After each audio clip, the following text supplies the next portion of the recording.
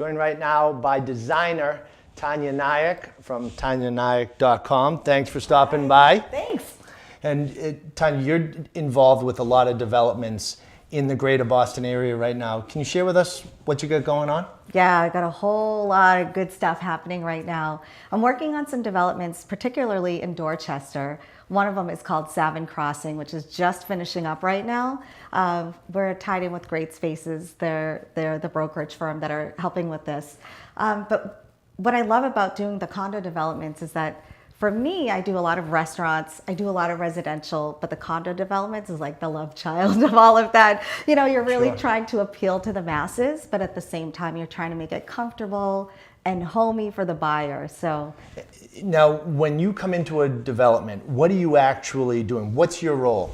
Well, I come in at the very beginning. So we work closely with the architects and the developers to make sure that when you're walking into the space, this space is functional. You know, it's not just the architect, which their job is very hard. I couldn't do it myself. They're creating the structure. We're coming in and we're doing the interior architecture. We're making sure that when you walk in the door and you've got groceries in your hands, you know where they're going to be put down. It's going to make sense.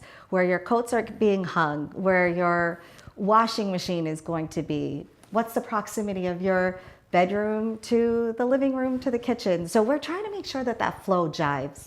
What blows my mind is that when you walk into a property that's 10, 20, 30 years old, right? Nobody thought of any of that no, stuff. No, I mean, it's so evident. The minute when you move into a place, you can tour a spot and maybe not pick up on those little nuances until you actually move in and you're like, oh, why was it like this? You know? Right, and so, especially back in the day though, I mean, people were smaller, but you go through these older properties and it's like, geez, nobody thought about convenience of stuff like that. Exactly. Which plays a major role in real estate now. It's so important.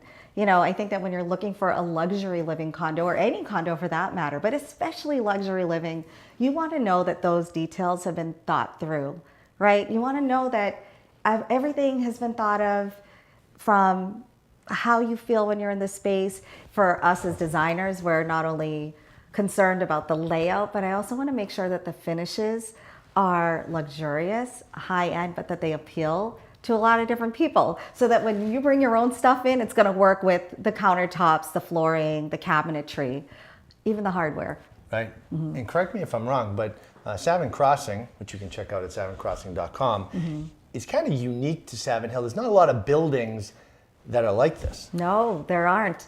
And the area itself is developing at rapid fire pace right now. You know, we have the train station is right there, so it makes it super easy to commute in and out of Boston. So for people who are working in the city, it's such a piece of cake to now have that city living experience, but not be smack in the city or pay those prices of living in the city. Great option. Once again, check it out at savincrossing.com. Now, I love real estate. This is Real Estate Talk Boston, but I also love food. You do a lot of stuff with your business on the design side with restaurants as well, and you're also a TV star. Yeah, yeah, well, thank you.